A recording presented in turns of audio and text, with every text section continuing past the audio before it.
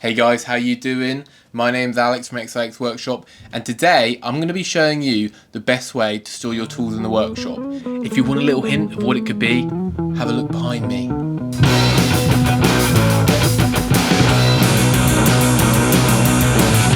Now, starting out, it can be a bit of a task to actually find a way to store your tools properly. I've seen many people store their tools in completely different ways, from putting them into containers, just having like a small tool wall, just keeping them under the bench, you know what I mean? There's a lot of different ways that people seem to do it, but in my opinion there's one way which seems to be the kind of, I'd say, most interesting, probably best presentable way, and also one of the funnest ways to actually store your tools. And that way, if you haven't guessed it already, is with the French cleat. Now, some of you might know what the French cleat is, and some of you might be saying, Alex, what the hell are you talking about? I think to explain it easiest would be with a small demonstration. A French cleat is created with two pieces of wood with 45-degree angles. Once these have been cut, they can then slide together to create a strong hold. One piece is attached to your backing or your wall, and the other piece is attached to your tool or your tool holder.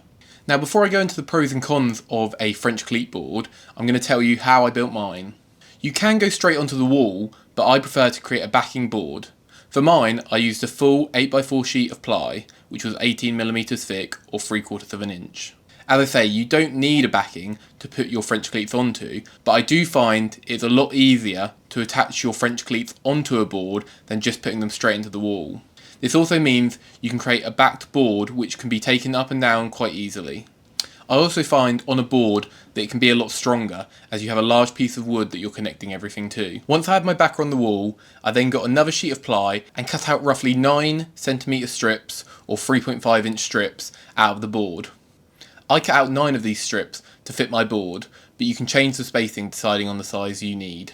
Once you had these strips, I then ripped a 45-degree cut right down the middle of them. This gave me two equal sized pieces which I could use for my French cleat.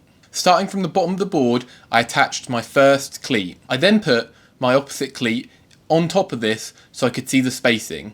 I measured up another 2cm or 1 inch from this and then attached my second cleat. Repeating this process all the way until I was at the top. Once you have all your backing cleats attached to the board, it was now time for the fun stuff, creating the tool holders.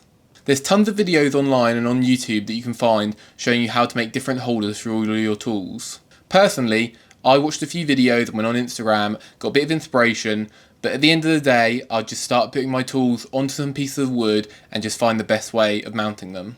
Once you have your tool holder made, you can cut your cleats to fit them. Make sure you attach it so the 45-degree angle is going down. Two little tips that I'd mention when you're doing this. Firstly, if it's a particularly heavy holder, I would do a dry mount of your tool holder first before attaching anything. This can make sure that it sits perfectly right, and even sometimes it might alert you if you need a second cleat on there to hold it in place perfectly. Another small thing I would mention if you're working particularly in a smaller workshop is to round over the sharp edges of the cleat on your holder. This is because you can sometimes get dust settling within your French cleat wall. The dust sometimes builds up so much that when you try to put your holder back onto the wall if you've taken it off, it won't properly align and it will sit a little bit too far forward. This means the French cleat won't be as strong, so it's definitely worth rounding over those corners and also periodically making sure you give your French cleat tool wall a nice clear out. Now to go over a few pros and cons towards the French cleat wall and why I love it so much. Firstly, it's not permanent.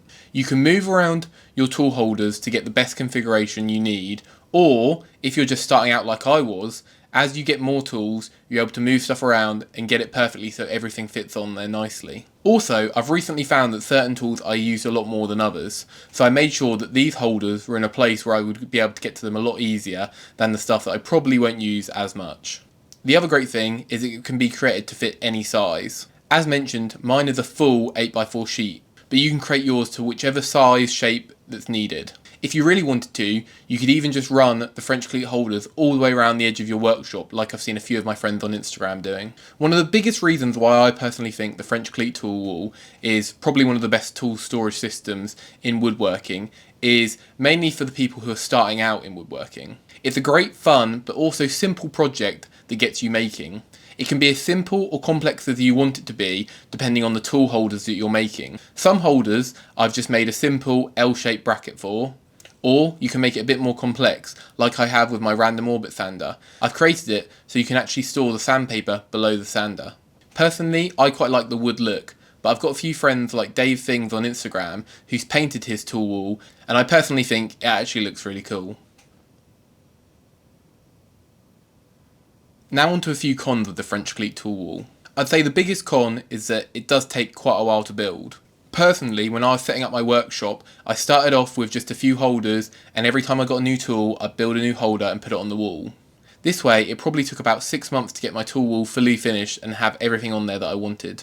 Also, nowadays, wood, as you know, is quite expensive. To build my tool wall with all the holders and the French cleats, it probably took about 3 sheets worth of plywood. Now, I definitely do think it's worth the investment, but just bear in mind the cost if you're going to build one. The last thing that annoys me with the French cleat tool wall is the dust. It's not the easiest thing to clean, and if you've got a small workshop just like mine, you'll know that the dust can build up quite easily, and you can also get small things like spiders' webs, which also will catch the dust on them.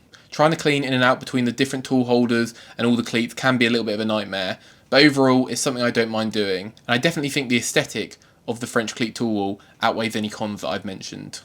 So that's it for my favourite way of storing your tools in the workshop. If you have any questions about the French cleats, or you want to know about any specific tool holders that you've seen in the video, make sure you leave a comment down below. And if you haven't already, make sure you check out my full workshop tour. It gives you a whole overview of my workshop and shows you all of the different tools that I use. If you've enjoyed the video, remember to subscribe, and I hope to see you in the next one.